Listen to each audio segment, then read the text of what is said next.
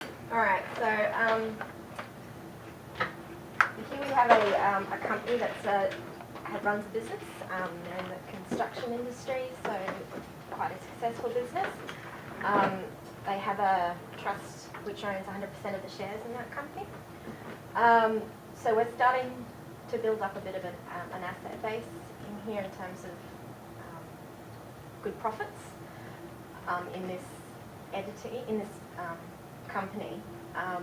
So what's, I guess, the risk of having a high level of retained earnings in a trading company? It might get sued. Yep. So if that company got sued, then potentially that money would be up for grabs. So what might we want to do how can we get that out of the company? Distribute the profits.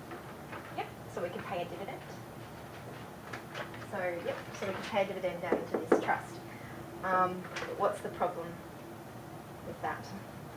Got to pay tax. Yes. Yeah, so we need to figure out how we're going to distribute that out. And I guess if there's a large amount of money up in here and we have individuals underneath it, is that necessarily going to be a good strategy? No, because we might be paying quite high tax rates down here. So what's an alternative to maybe distributing to a individual? Corporate beneficiary. Yep, so we could set up a corporate beneficiary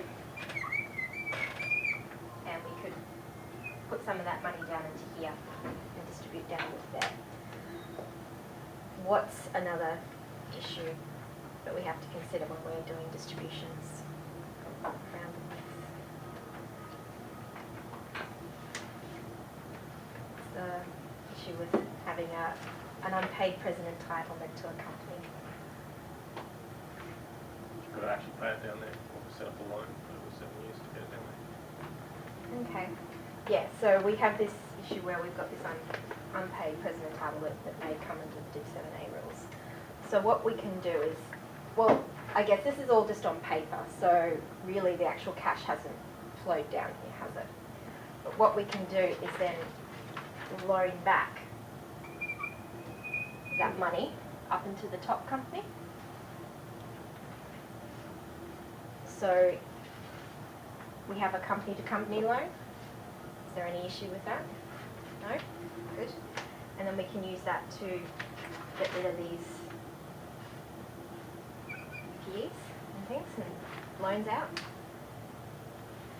And we can continue using that money in the company to run the business, but we don't have the actual value left in the top company.